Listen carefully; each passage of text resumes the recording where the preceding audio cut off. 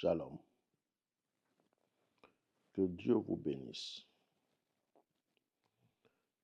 Il est exactement 6h52.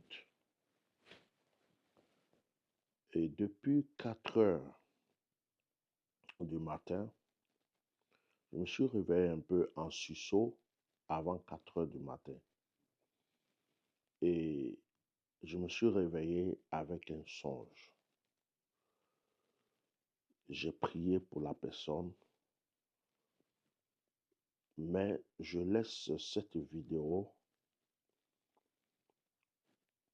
pour que, en fait, la personne qui est concernée, lorsqu'elle va voir cette vidéo, qu'elle prenne contact immédiatement avec moi. Dans le songe que j'ai eu, qui m'a réveillé, ce songe était très court. J'étais dans une ville. Et c'est comme si cette ville était en Afrique. Je ne crois pas que c'est la Côte d'Ivoire. Ça peut être un quartier de la Côte d'Ivoire que je ne connais pas, mais ça pouvait ressembler au Togo ou au Bénin, un endroit comme ça. Si c'est la Côte d'Ivoire, c'est que c'est vraiment un quartier de la Côte d'Ivoire, un endroit de la Côte d'Ivoire que je ne connais pas trop. Alors, j'étais avec un groupe de personnes.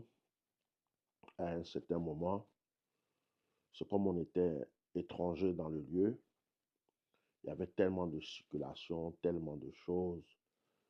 Et il y avait même des métros. Je ne sais pas pourquoi il y avait des métros. C'était en Afrique. Mais c'est comme si à un certain moment, on devait se rendre quelque part. Et on n'avait pas de ticket de métro. J'étais en train de payer pour tout le monde.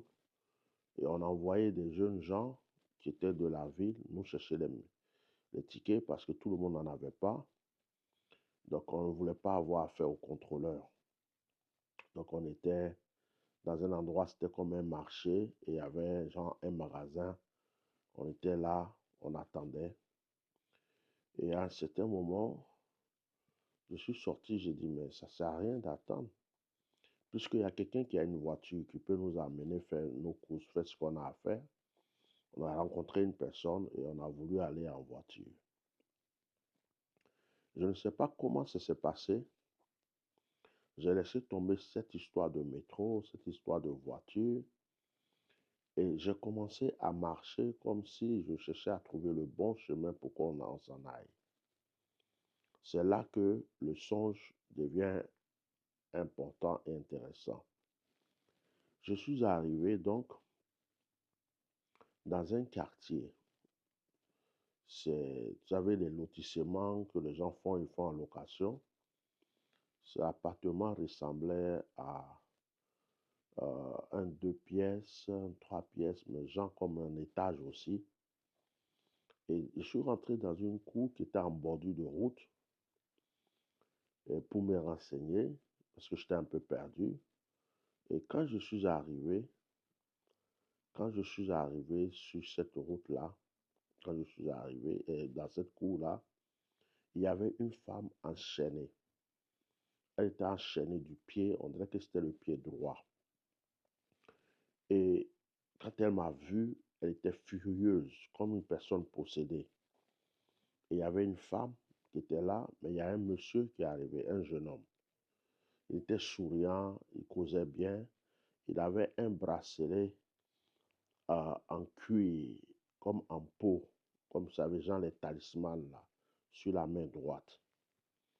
Et il m'a demandé qu'est-ce qu'il y a.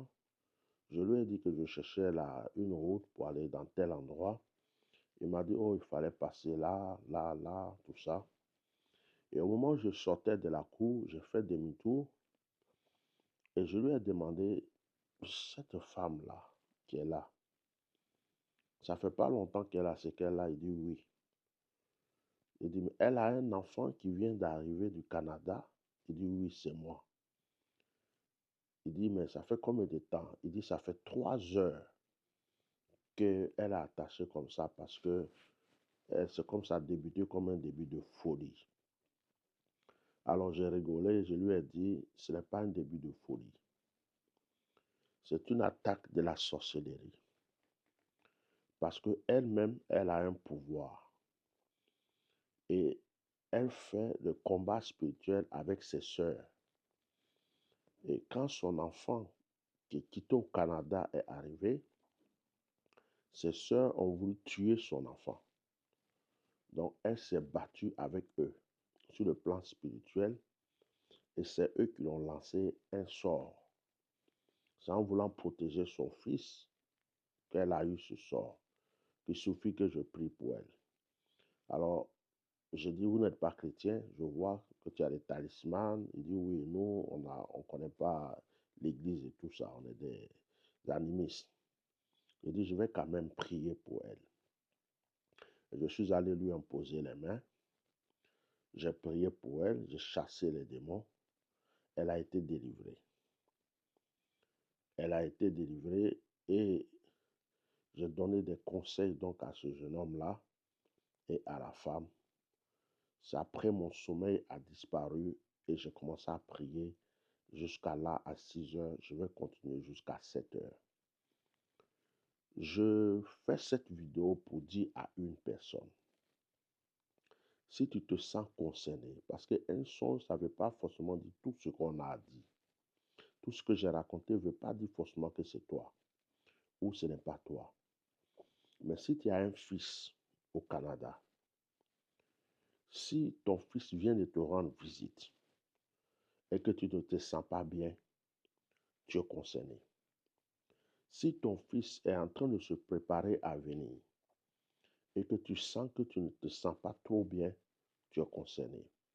En tout cas, je fais cette vidéo parce que l'Esprit de Dieu me met à cœur de le faire.